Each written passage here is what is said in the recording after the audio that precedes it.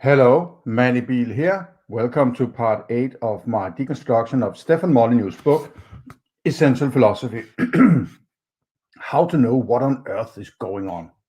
And I just remind myself that it's a bit weird when you have a title about essential philosophy, which is supposedly, I would think, all of philosophy in a boiled down version or something like that. You know, you get a hint on. I think there's a British guy called Nigel Warburton who has made the history of philosophy, the essentials, or philosophy, the essentials, or something like that. That sort of takes.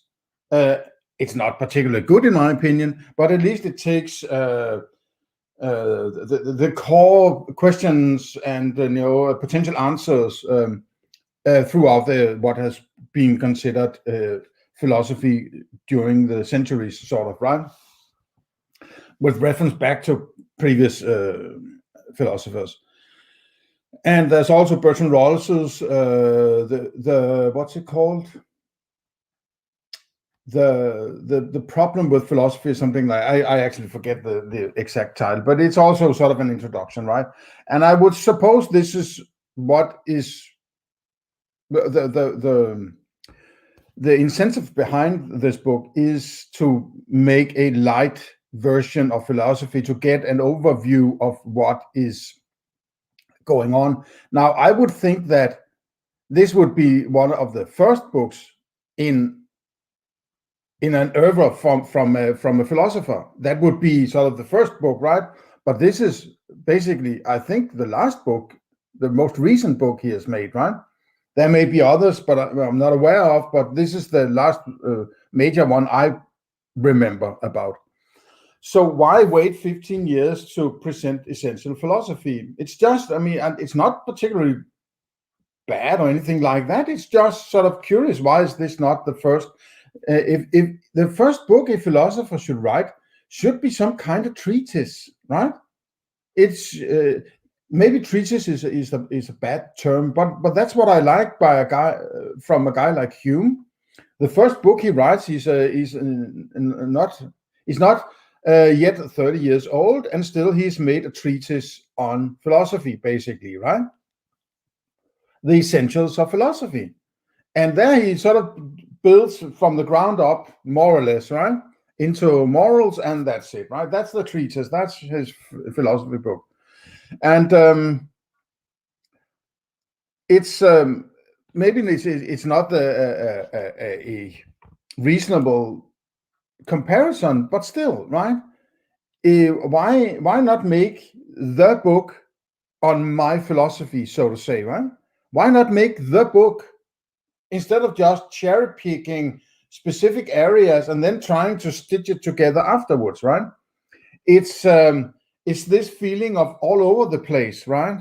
Or maybe even grabbing something that is up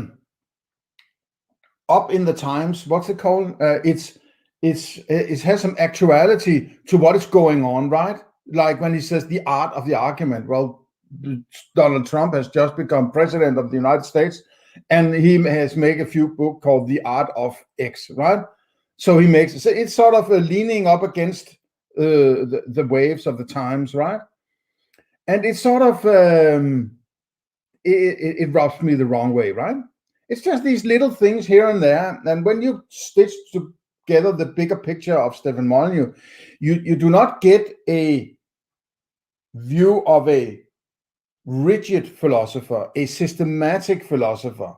You more get something who just grabs a microphone and then babbles on for 2 hours and then claim he is one, right? So it's sort of more in that vein, right? But what I was trying to point out with it is it's the subtitle: how to know what on earth is going on. Well, knowing is a subset. In any understanding, you could say he's misusing the term know, because you have to settle, in my opinion at least, metaphysics before you can even start to talk about knowledge, right? And you have to actually do epistemology before you settle on a definition of knowledge, right? So you have to do both metaphysics and epistemology in order to arrive at a conclusion or definition of what is meant by knowledge or what you mean by knowledge, because it doesn't have to necessarily be what other people think is knowledge, right? And so it's not about knowing, is it? I mean, it's like it's about all of philosophy, and then the subtitle is about knowledge, sort of, right? So it's sort of it's not a very elegant way of. It's just, oh, this sounds great. How to know what on earth is going on, right? I'm going to give you the answer in my brilliant book, right? That's more important to him that actually checking, does it make sense to use the term know in essential philosophy, right? It's just like these little things are all over the place. And yet then I have used terms stupidly. I'm certain, right? I'm not certain. It's a figure of speech. Again, I would be an idiot if I was saying I have never made any linguistic errors in my deconstructions or in my road videos, right? My driving videos where I talk philosophy. But this is the title of a book he presumably have worked on for, months and months, right? That's not something, a flyby sentence, but as a subtitle to a book about philosophy in general. So it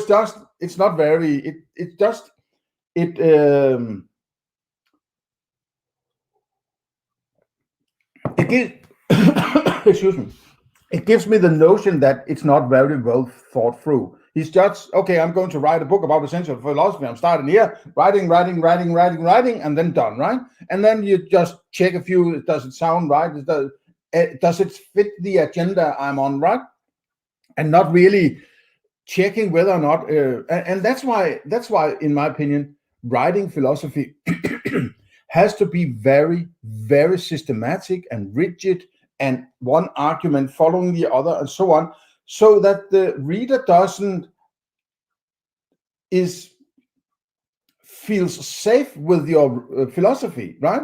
That it's sort of inherent in philosophy that it's used to manipulate people rather than bringing them into the thinking of philosophy. He's very much, I am the great philosopher. You can come in the audience or auditory and listen to me, my great philosophy. I've built the block and so on, right?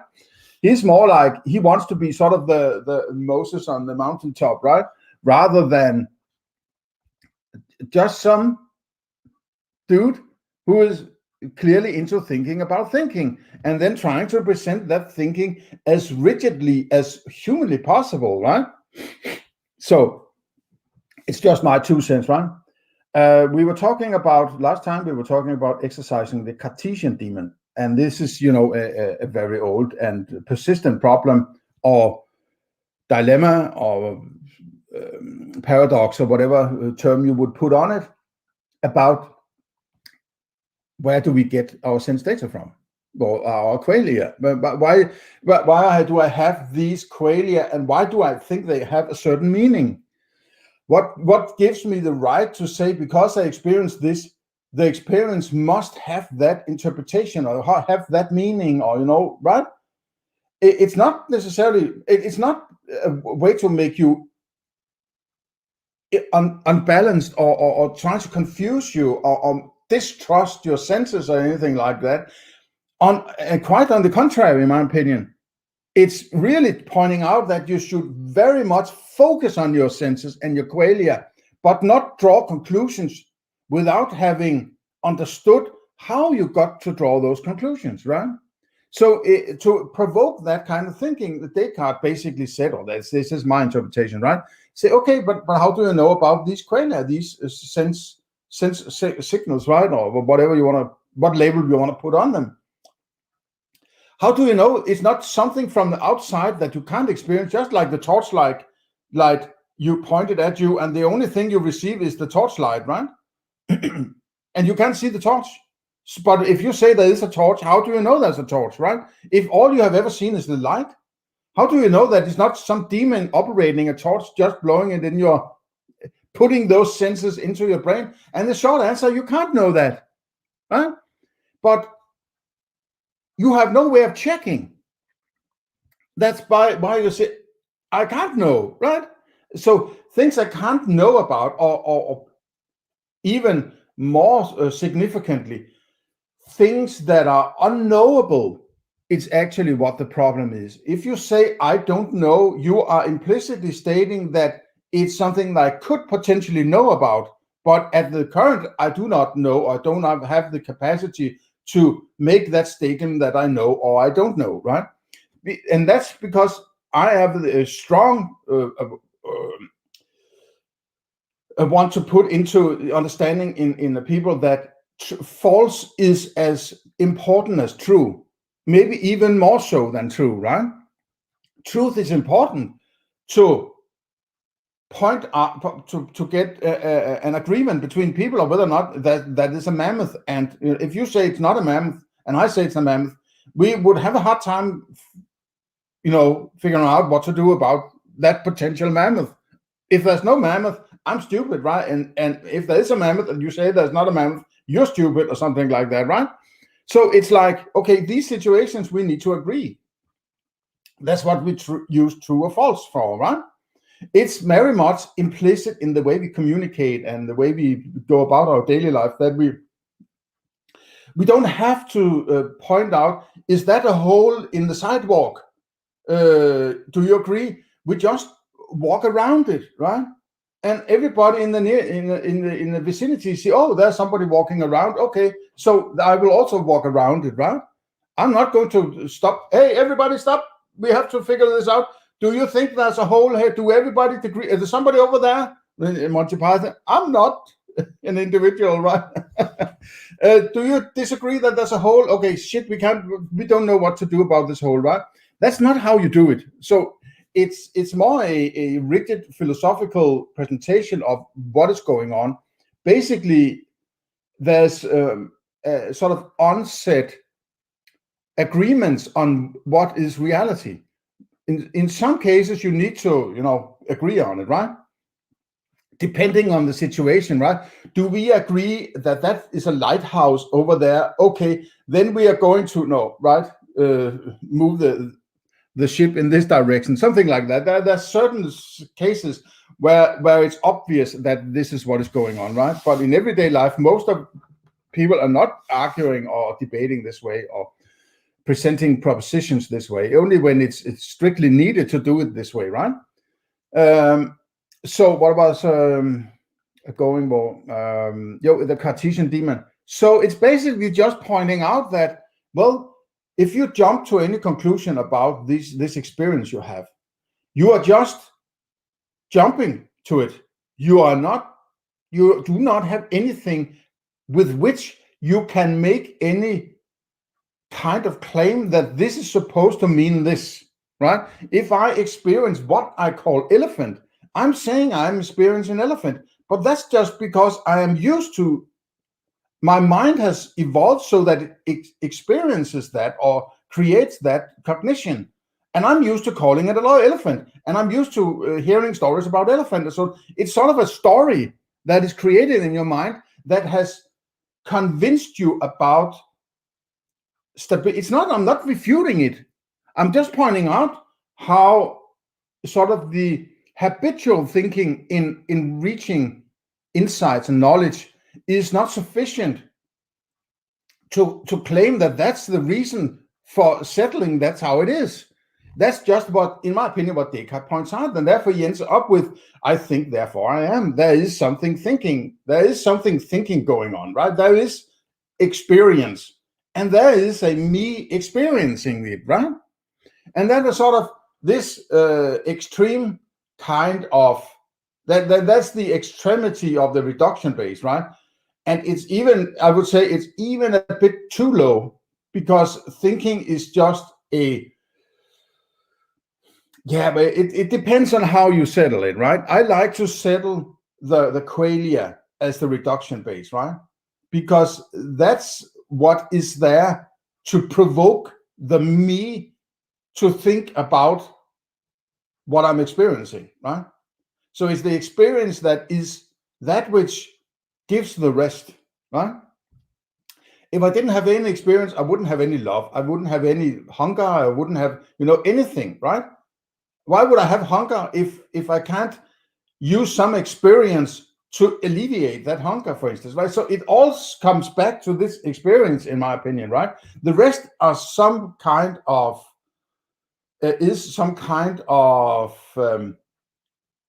secondary thing, right?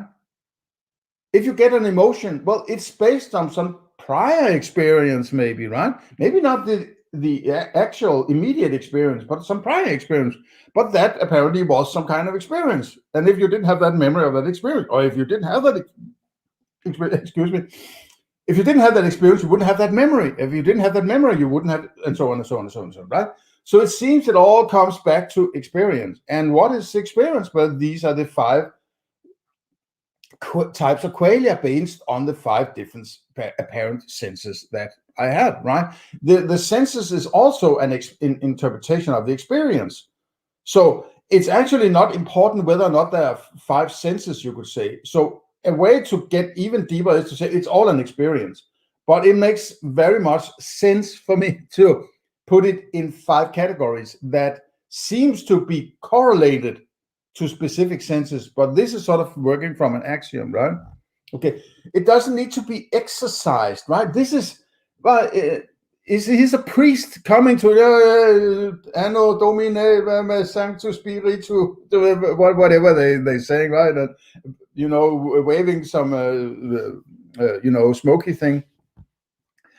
Why do you need to use these loaded words, exercising the Cartesian Demon? It's like, oh, it's the evil people who are skeptical, right? It's this kind of sophistry that gets the, bejesus out of me, right? It really, it's like it's an unnecessary to do this. If you did it in a deconstruction or a roadside video, whatever you are doing, how you are presenting yourself on, for instance, YouTube. Okay, fine. Use terms like that. I use rough language now and then. It's just my passion, right? But this is clearly planned to say exercising the Cartesian demon, right? So, okay. The first highlight is this one. Anything that is asserted without evidence can be dismissed without evidence. Okay, so what is an assertion compared to or is it a proposition? What is it, right? It's not very clear. Without evidence, he hasn't.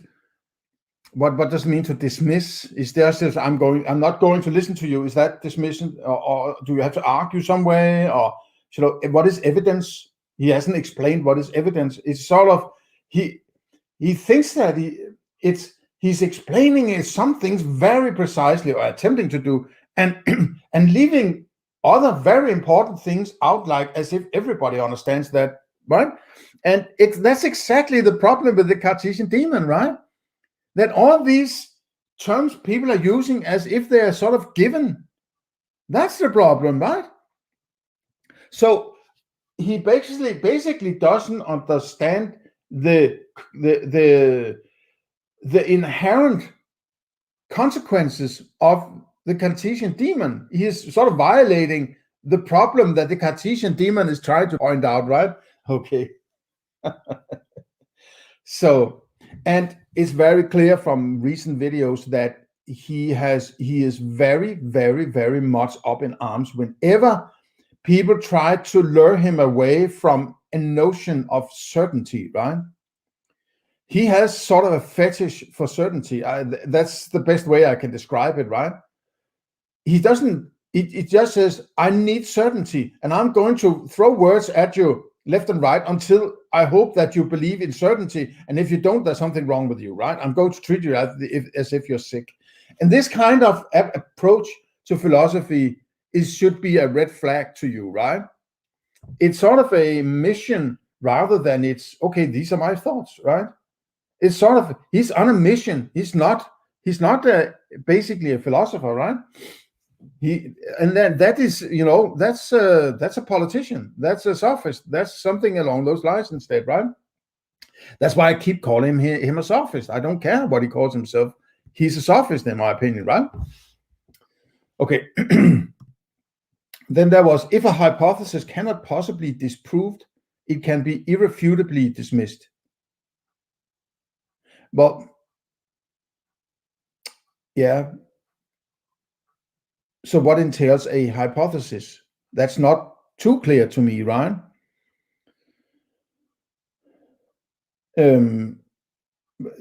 So what about proof? Proof is that's something you do in mathematics or science, some abstract kind of thinking, right? That where you can prove or disprove according to certain rules. But there are no certain rules about philosophy. That's both the strength and the weakness of philosophy in some, you could say, right? Because if there are no rules, who can say, well, you're wrong or you're right? There's no rule to compare it to, right? So everything, that's actually what also got me into doing philosophy, because I just have to use my mind. I don't have to have anything else. I mean, it's a good idea to, in my opinion, to get some inputs and ideas and listen to other people talking about philosophy, because that might spark in you some need to think about things you otherwise wouldn't think about, right? But the thinking is done by you as an individual. Philosophy is your philosophy. I would say a philosopher is someone who actually goes out and tries to communicate what he has been philosophizing about, right? Anyone trying to communicate his thinking is a philosopher, right? Now, it's a hardcore problem to clarify. When is it actually, when are you actually presenting good philosophy, and when are you presenting, or your presentation of your philosophy is bad? Your philosophy might also be very lacking, but your presentation itself may lack even more, if you understand, right? You have to do the thinking before you do the writing. And the thinking might be sort of, contradictory or lacking certain important aspects and so on, right? While your writing may be even worse if you have an agenda, or you want to, impress somebody, or, you have all these sort of subjective desires to present yourself in a certain way. And this gets in the way of good philosophy, right? First, it has to be thought in a well done way, and then it has to be presented in a way that sort of invites the reader in, rather than being, commandments, do as you're told, right? These are my conclusions. Sort of, if you don't like it, that's not really good philosophy, or that's not a good philosopher, right? Okay. Truth cannot be entirely self-referential. But what is entirely? What's that? That's another weasel word, right? There's a lot of these weasel words. There were a few here. There was a very bad one, right? More or less. Your mind, which is really you, more or less. It's like, oh no,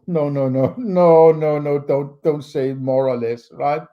Oh, it's like, I don't give a shit, right? I'm just writing something, and I'm writing because I'm not completely certain what I'm doing. I'm just stating more or less.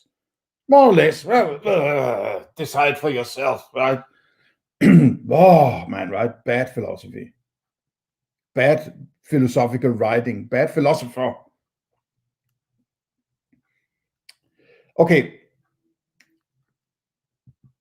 How far did I get? Entirely self-referential. I don't know what that means. Truth cannot be.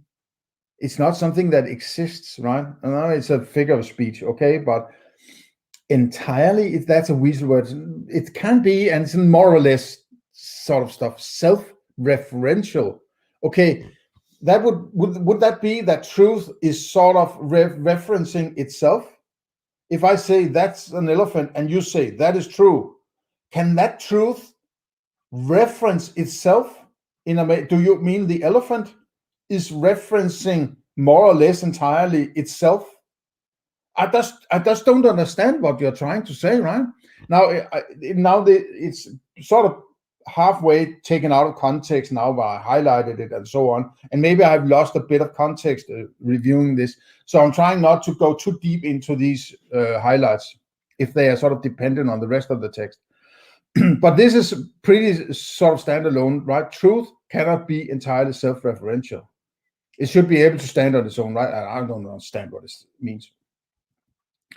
Personal subjective statements are not part of philosophy. This is one that really got me, up in the red, right? Personal subjective statements are not part of philosophy. But what if you don't state them? What if I'm feeling hungry, right? Isn't that a personal? I'm hungry. Is that a personal statement? I suppose it would be, right? Do you mean subjective because it cannot possibly become objective at any point? So it's purely subjective in a way. Is that what you mean by subjective? All these things that we can agree upon, that we can have sensual experiences of, that is which you call implicitly or explicitly, inherently objective, right? But I think that's a violation of the understanding what subjective and objective means. Now, this thing of subjective and objective, this is one of the things that invariably will get screwed up if you don't get a grip on your metaphysics, right? Because it's like, what do I have access to? If I think I'm experiencing the actual world as it is, and there are nothing deeper than that, let's put it that way, then if I'm experiencing it, I must be convinced or certain that I am supposed to experience it, right? And if somebody else says something differently, well, they must be stupid, right? But you have to pull back and say, I have my subjective experience of X, right? It goes with the territory of correct understanding of metaphysics. And this is a more it's an exercise in humility to actually get to idealism, right? You have to reject this sort of half arrogant approach to access to some kind of reality, right? Now, it depends on what you call reality. It's not reality is not an impossible notion as such. It's just, what does that insight really entail, right? That's more the problem, and that's where subjectivity and objectivity comes in and becomes a weapon of labeling people as crazy or something like that, rather than accepting that your subjective experience is as important as somebody else's. And mind you, people can lie and manipulate and gaslight and all sorts of bullshit, right? And so there's no way to get to any kind of certainty. And certainty is also a very, very dangerous notion, right?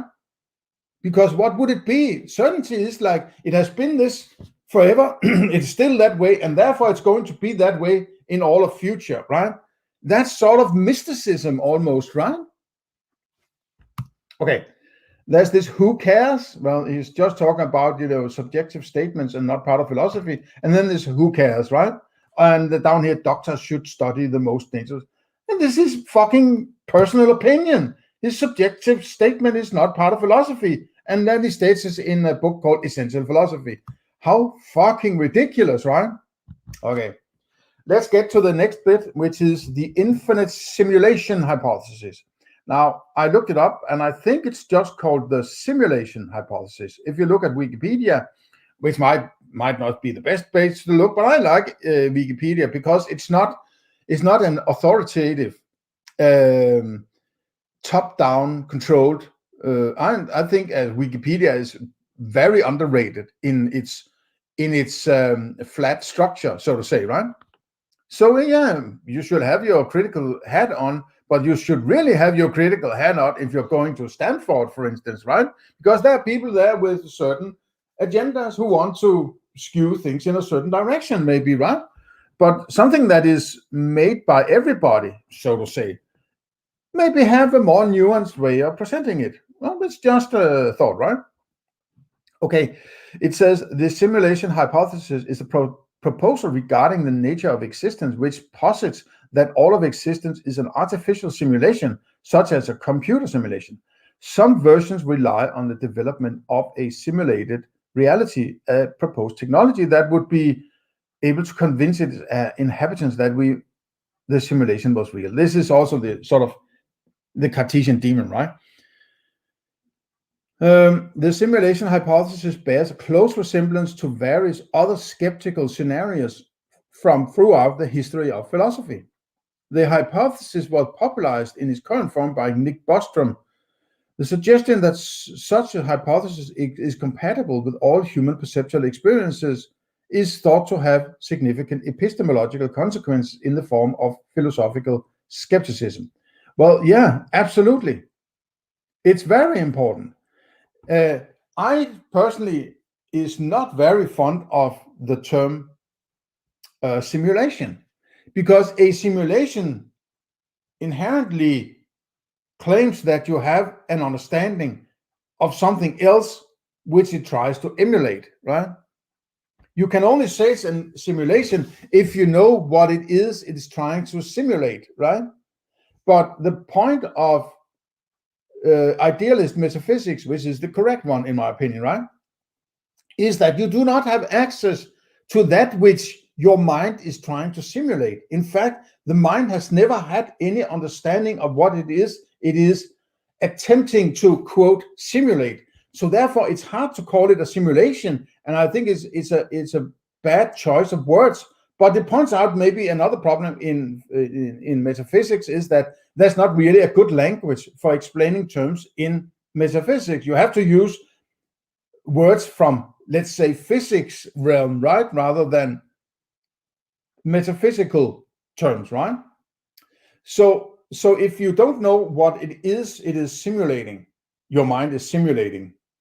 It's stupid to call it a simulation, in my opinion, right? So I don't know what to call it exactly. Right? If you're trying to simulate something you don't know what is, and even the signals, let's say, that you have is not the thing you're trying to simulate, right? If you say knocking on the door is the same as your hand, well, it isn't. Knocking on the door is very, very different from a hand, right? But if you're saying there's a hand knocking on the door, well, then it's a sort of an abstraction from that. If the mind doesn't know, there's no importance to this kind of event, which we now call an experience, then how does it know what to do with that sound in order to create an idea of what is going on the other side of the door? So what the mind has done is create something during evolution to the extent that it works. In my opinion, what we experience has no resemblance to what things are in themselves. In fact, I would say we are both cut off from this realm that things might be in themselves, and we have no way of getting to a point of understanding existence, because we are an experience machine, not an existence understanding machine, right? We are working from reflections and creating something in our mind that works toward the goal, which is apparently possibly surviving. And that's the best word I can put on it, right? But the purpose might be out there in the realm that you do not have access to. If you could sort of, in some way or another, understand that realm, you would understand that purpose. But because we have no access to the realm, and even if we sort of in some imagination had access to it, we wouldn't understand it, because we would need some kind of experience of it, and then we are nowhere closer to understanding it, because now we only have the experience of it, right? So you're sort of you're distant from the thing you are trying to experience, and because you're distant from it, you can't then understand what it really is. And the freaking point is, that's where you should say, who cares? Because you can never get to it. And it's more important that you understand your experience of it and what to do with it, rather than what it is, right? Who cares what an elephant is? I want to know what to do when I experience elephant, right? Should I fight it? Should I flee from it? Should I fuck it? Or should I feed on it, right? That's basically what I want to know. I don't want to understand what an elephant is. Well, I can never.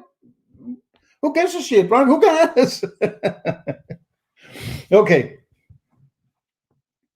Philosophy is like medicine. In general, doctors should also. He's going around administering medicine in a sick world that doesn't understand his perfect, symmetrical, perfect, certain universe. Okay. I'm getting a little behind myself here, right? We are at the infinite simulation hypothesis. Let's see what he writes.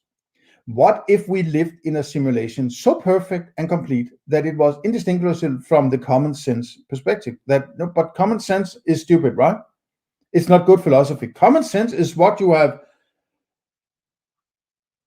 told yourself or being told how to understand your experience, right? That's not a good argument in philosophy. Common sense is fucking bullshit, right? Okay.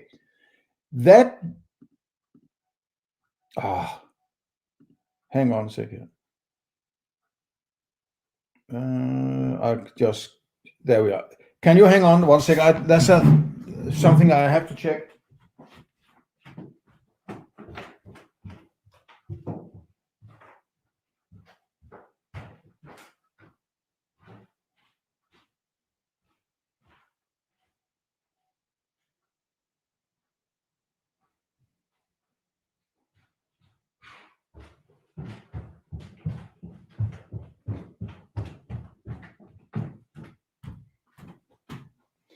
Sorry about that. Let me have a sip of my coffee.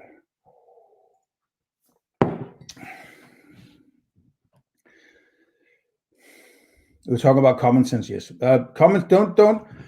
Whenever somebody says, referring to common sense and there's some great truth in common sense, don't believe them. Just think for yourself, right? Common sense is sort of a collective idea of philosophy, right? We live in objective and empirical reality. This could be called an infinite simulation. The infinite simulation hypothesis generally denies and defies any disproof, so it can have no rational change upon a person's behavior. If believing in this hypothesis resulted in the ability to go without food and air, since our requirements for both is a mere illusion, then this would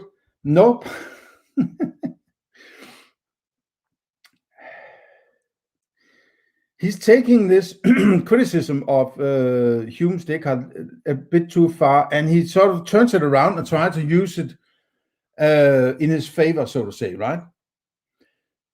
It seems like he's trying to say that you can't trust anything, even your own sort of, your sense of, your whole system.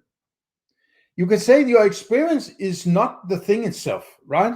When you experience elephant, that what you call elephant is not the real thing. If there is a thing, whatever that thing might be, right? If there is a thing in the way we could call a thing, right?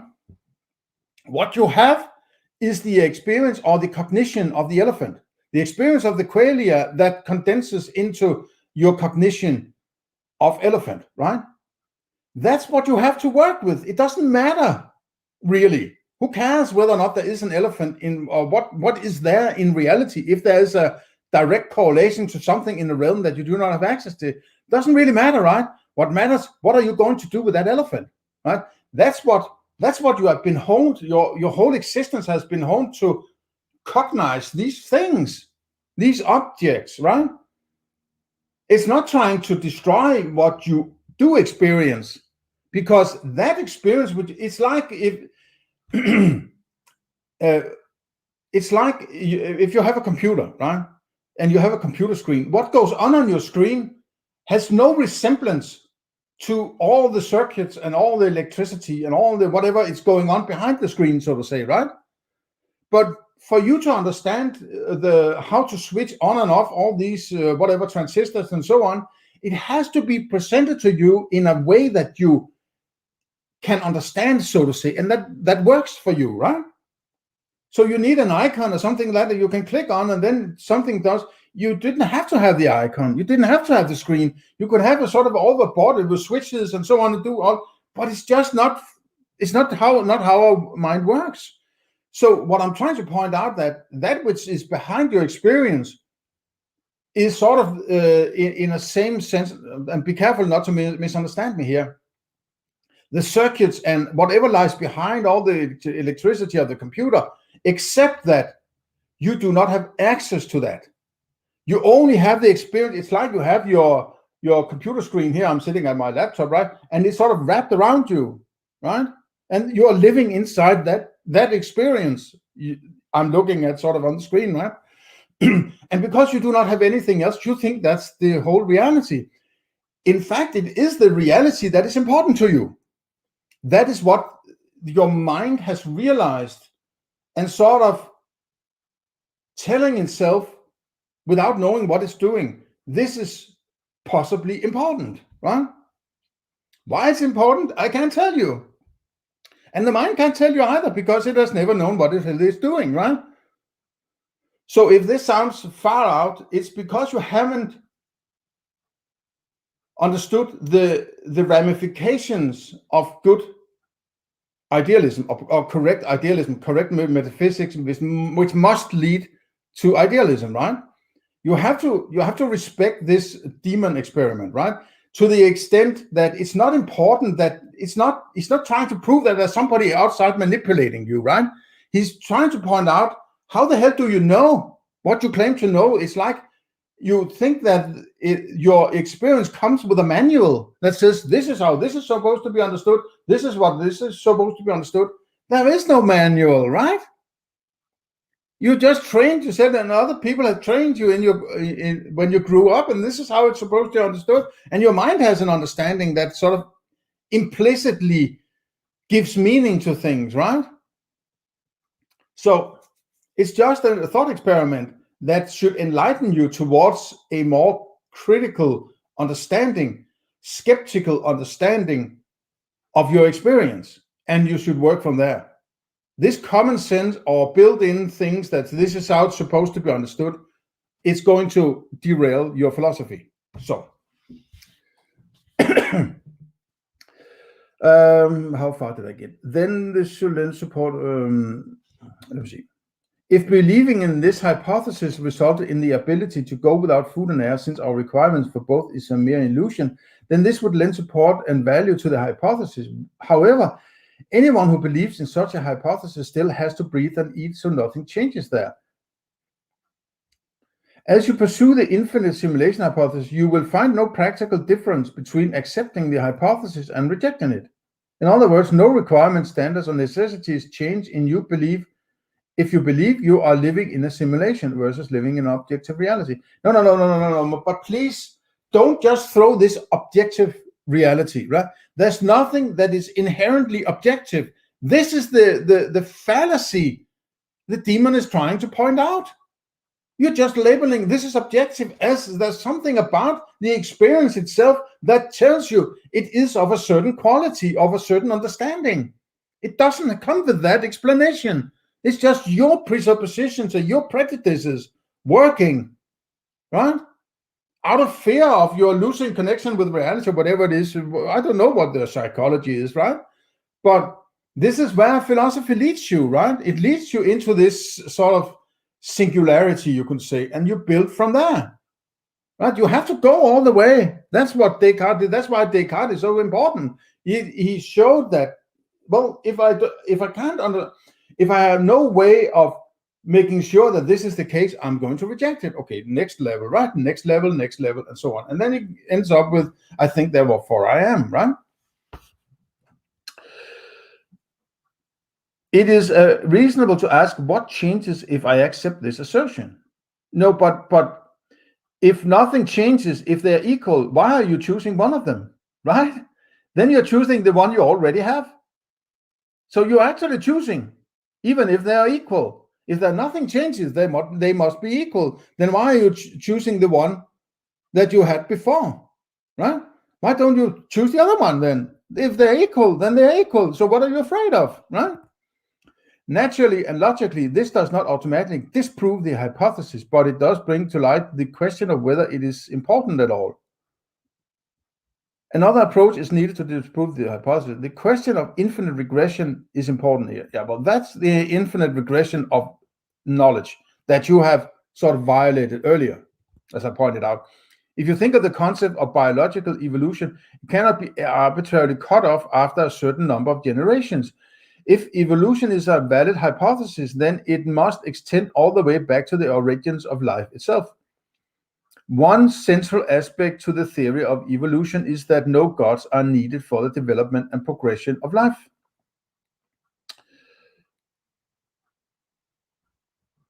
It would have done Charles Darwin little good to say that evolution was a universal principle that went back 5,000 years. But before that, life required a god. In fact, this would have put him squarely in line with most theologians who fully recognize local adaptations to species, such as the domestication of wild animals for human purposes, but who believe that the beginning of life requires God. The underlying axiom of the infinite simulation hypothesis is that consciousness inhabits a simulation imposed from the outside. Now, this simulation cannot be autonomous in and of itself,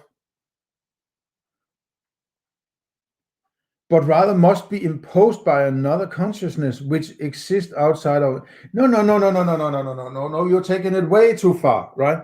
The demon is a thought experiment. It's not a claim, right?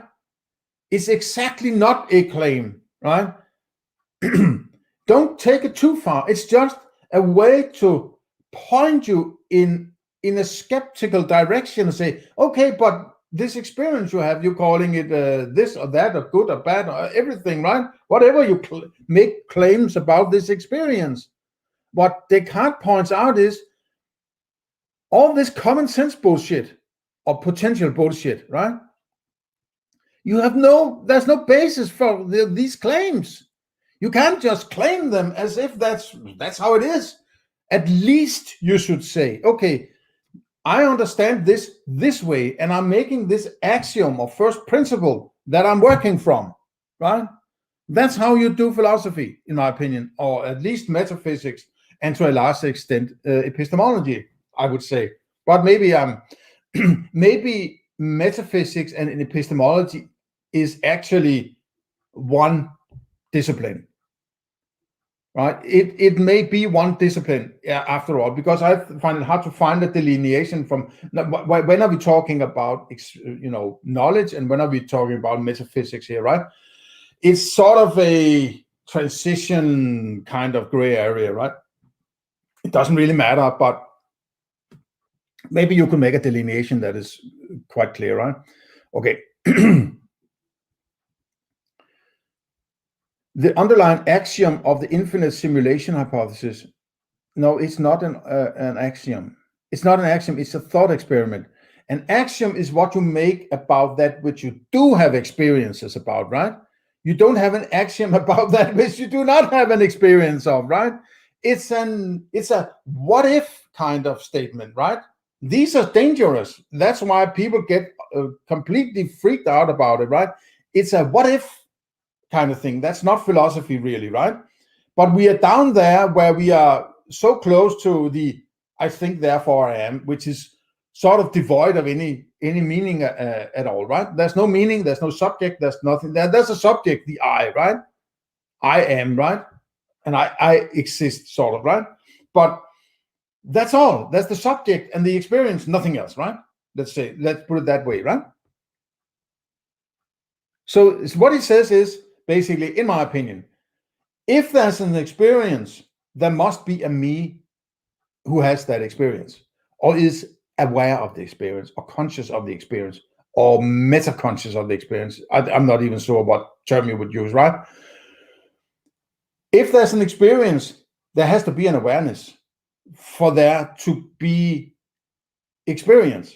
No, the experience could be there without my awareness, but then I wouldn't refer to an experience because I wouldn't be aware of the experience, right? And why would there be an experience if I couldn't be or wouldn't be aware of it, right? So it's sort of this is a very difficult cause center of metaphysics. That's when you get down and basically all the apples are out of the basket except two, right? So the existence of a let's see, now this simulation cannot be autonomous in and of itself, but rather must be imposed by another consciousness which exists outside our own. Well, are you saying that my consciousness, whatever you mean by consciousness, or let's say mind, do you say that my mind is not outside your mind? So I'm living inside, my mind is living inside your mind? Because I'm a consciousness then, to the best of my understanding, right, of what you mean. And if I must be outside, right? I mean, what is it, right? Are you outside, also inside my mind, right? So we are both inside the same mind or what? So we are subsets of a bigger mind. Is that what you're saying? Now, you haven't thought these statements through, right? You haven't looked at the implications you make when you make these statements. I think what you are imagining is that your experience is sort of limited to this sphere.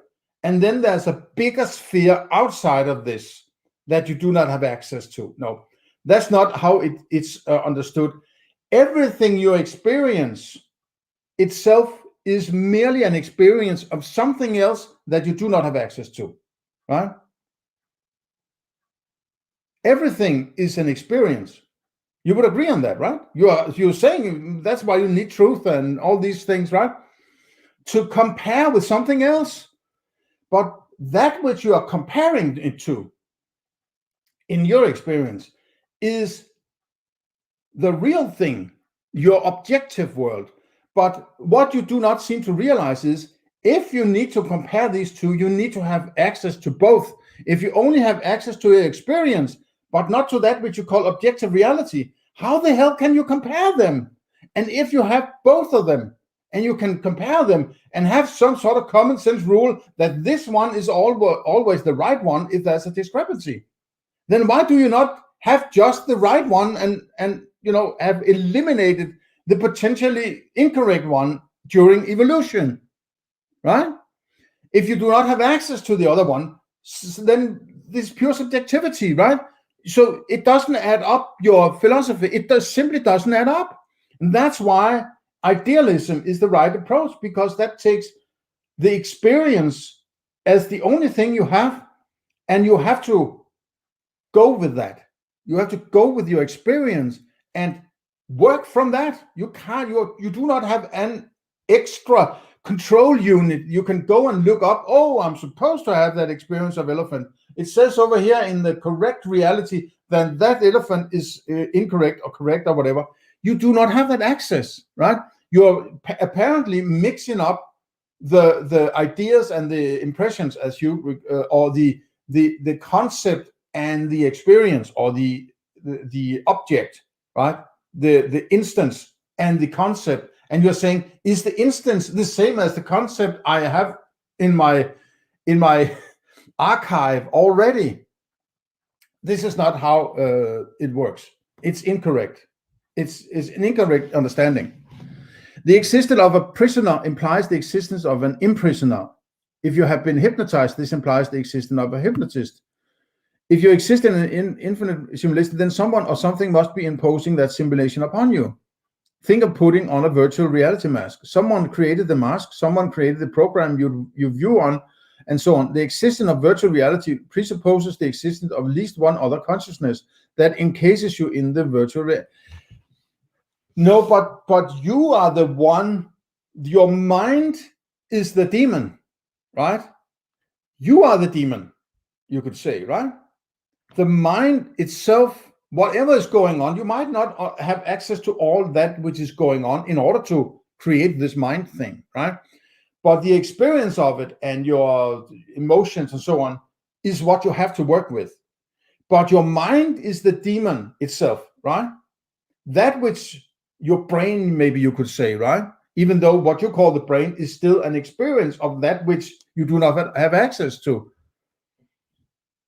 Your mind is the self-result of a demon.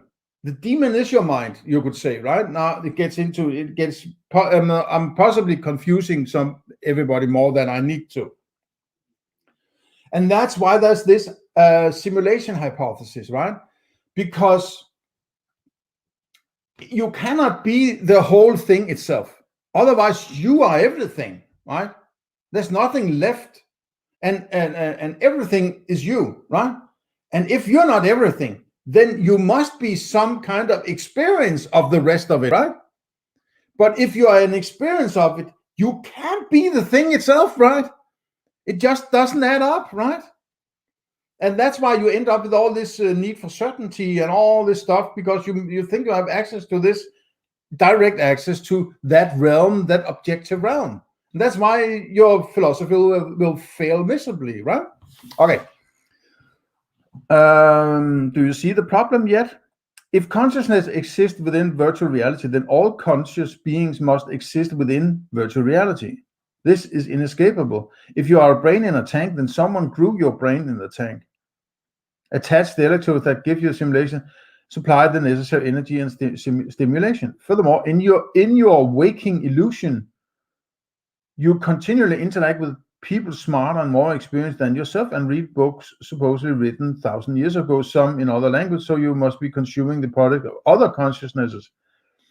I'm not going to go into this, because his argumentation is based on a hyperbole understanding. Well, what's the word?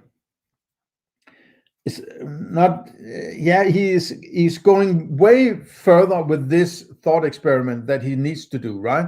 So it's not important, the argumentation he makes here, because it's not what Descartes was not trying to impose some demon on you, right? And that there's some consciousness outside your consciousness or something like that. It depends, this consciousness, right? It depends on how you see it. That's why your metaphysics has to be so freaking clear. Otherwise, we run into all sorts of misconceptions and misunderstandings, and all the words get lost in meaning and so on, right?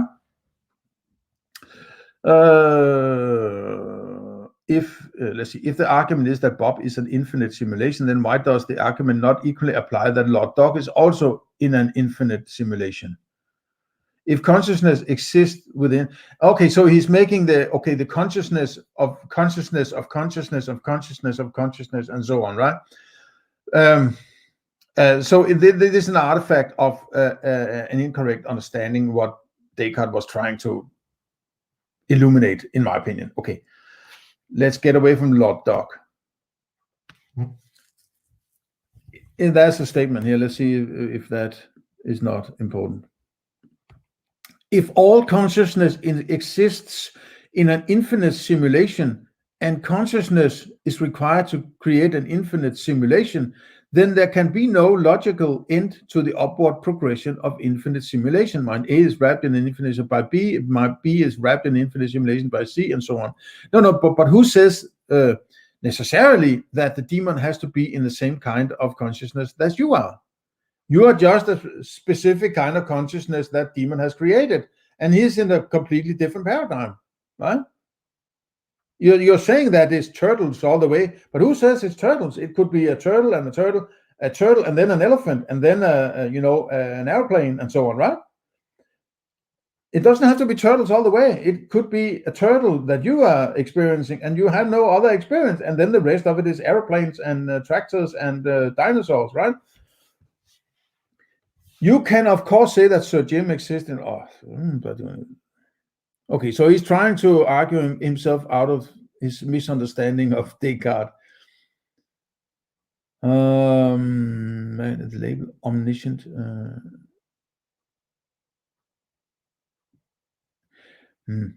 Likewise, all life is mortal. How do you know? What does it mean that life is mortal? Can you look at life? If that's a dog, look, that has mortality. That's a theory. That's a hypothesis, right? That's a conjecture, or whatever the fuck it's called, right? And you say all life, everywhere in the universe. Can you make a definition of life? So these broad statements are just like he makes these little sort of thought of Sir Jim and Lord Bob and all this, and then all life is mortal, right? He just sort of minute details and then slaps these universal statements, right? All life is mortal, right? Without even having a real understanding of the incredible claim he makes, right? I'm not saying it's necessarily incorrect, but I'm just saying he can't make that statement because it doesn't have that insight. He's violating his own understanding of empiricism, right? The word immortal is not a concept, but an anti-concept. Now, what's an anti-concept? He hasn't defined what a concept is. Now he's making an anti-concept. It simply removes one of the definition and restrictions of life itself. A house is a house, not a destruction of a house. A concept is a concept, not a destruction of a concept.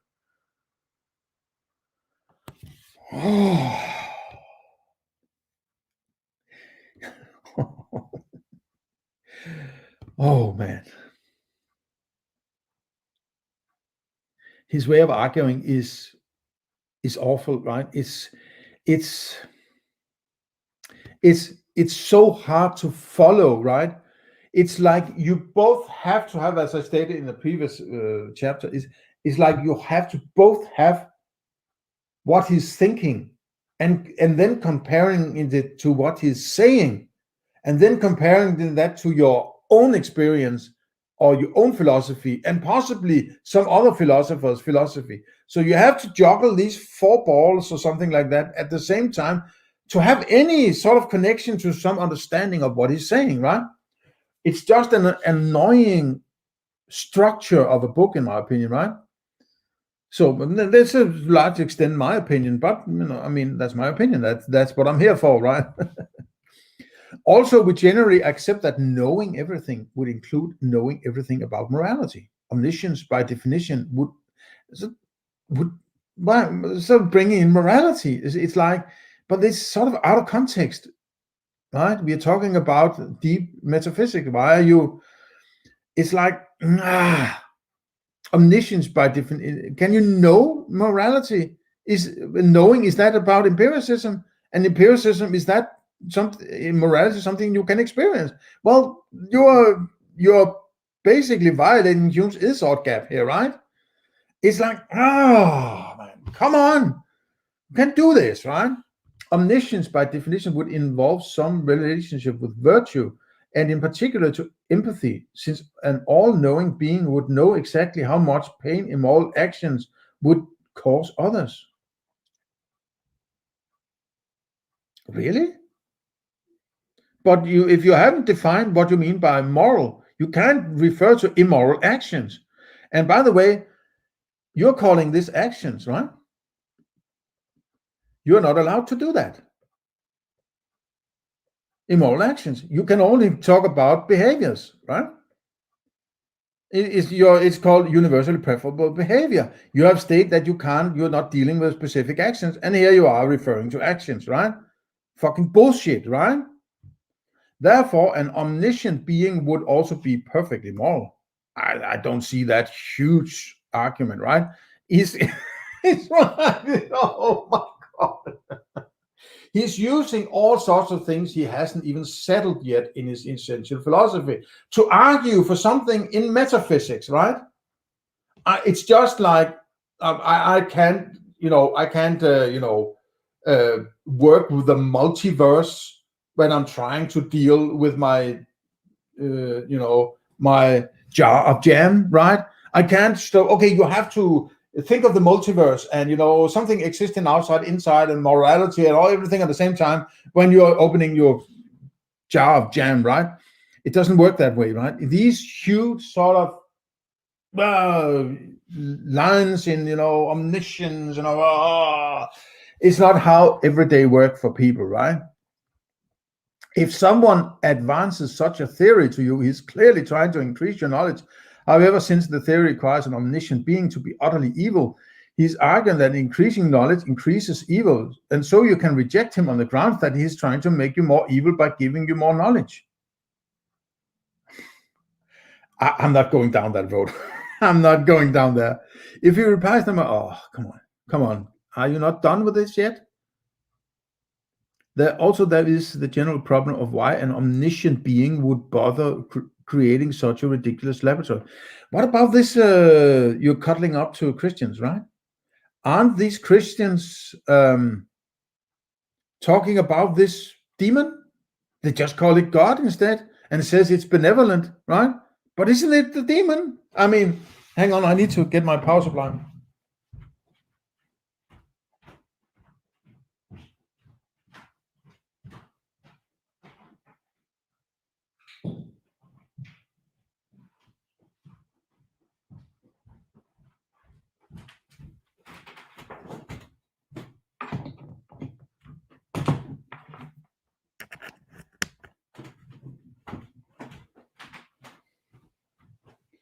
Sorry about that.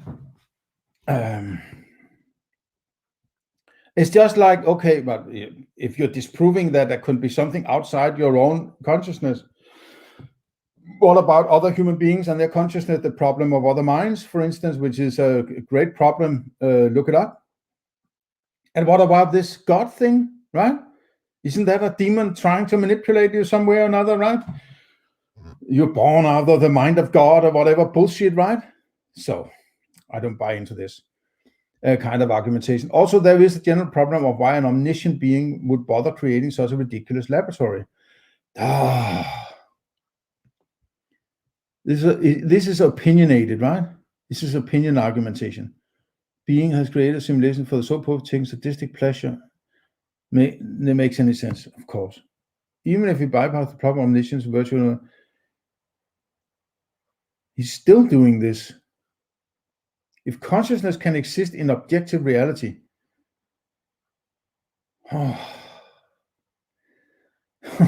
he's so far from understanding metaphysics, right? He's on another planet, right? And this is the old chasm in metaphysics, right? There are basically the materialists and the idealists, right? Those who think that they have direct access to that which is outside themselves, even though it sounds completely mad, right? That they are both an experience and a direct access to that which the things are in themselves, right? Then there are the idealist who says, no, you only have an experience, right? Nothing else. What you do with that experience is important, right? How you understand that experience is what you do when you philosophize. If there's something outside yourself that is kind of inherently objective, then it poses all sorts of problems, right? How can it both be outside yourself and outside your mind and inside your mind at the same time? And if you have access to both, as I pointed out before, why do you have access to both? If one of them is lesser than the other, why would you not just go with the right one? Why wouldn't the other one be weeded out during evolution or something like that, right? So idealism sort of is a Copernican evolution, right? Copernican moving. Like you think that a materialist actually feels like they are the earth evolving around the sun, right? No, they think that they are, but what do they actually think? I'm not even able to make the metaphor. But the way that what idealism does, it puts you in the center of experience, right? You are at the center of your experience, and that's all you have, right? And everything is sort of growing out from you in a way, you could say, your experience, the way you interpret your experience. But you have to stay with your experience. You can't say, okay, now this part of my experience is something else than my experience. How the hell can you make that leap? That's what materialists do. And they end up saying, well, your subjective experience is actually not that important. It's not even philosophy. There are even philosophers who say there's no such thing as consciousness or mind. But what the hell is going on, right? That's what you ending up saying. You're ending up with determinism and all this kind of bullshit, right? As if you had access to that world out and understood everything. You understand I make the laws, and therefore I know everything about the universe, right? That kind of arrogance is ridiculous, huh? And they need to do that in order to claim that they have access to this fucking miraculous objective world out there, while still having a consciousness about it, right? Oh my fucking God. Okay. And the next part is validating the, okay, I think I missed a few lines here. We exist in objective reality. We exist? Where's the mind then? Is objective reality a part of the mind? Or is the mind just some spooky thing in a reality? But if your mind is what you have access to, how do you know about that reality then? If there's only reality, then you are reality. You are everything. You're sort of a materialist solipsist of some kind, right? You don't see the inherent problem in what you're saying. It's actually quite incredible, right? Now, I know that I myself were in that camp like four years ago and further back, right? Until I realized the inherent paradox in what I was thinking and what the materialists were thinking, right? So we exist in objective reality, you and I and everyone else, and that is all there is to it. Oh my fucking God. This one probably needs some deconstruction. There's actually, it needs some construction. It doesn't need deconstruction. It needs some construction. It's simply too simplistic, this. Anyone who tells you otherwise is just trying to mess with your head, inject you with crazy talk, and possibly ruin your life. Oh, so the sophist, right? He is actually freaking afraid of sophistry, right? And as I said, this old Danish saying that a thief thinks everybody else is are thieves, right? Everyone else steals. A thief thinks everyone else steals, right? Because he is in that mindset. So why is he afraid that everybody's going to sophistry him? Because he's a sophist, right? Argue back, try to save them, and if they steadfastly resist, run for your life. Or maybe they're just trying to enlighten you, right? Maybe they are trying to say to you, well, hang on a second, there's an inherent contradiction in what you're saying. And you don't even understand that. And when people try to argue with you, you're rejecting them as they are, they are out to this crazy talk. They want to ruin your life. Well, you're not going to be a very productive philosopher with that mindset. Anyone who tells you otherwise is just trying to mess with your head, inject you with crazy talk, and possibly ruin your life. So buy my, snake oil. It will save you, right? It will save you. Reject those who say something different from my cultish philosophy and just give me money and drink my potions, right? Okay. The next chapter will be validating the senses. See you then. Bye-bye.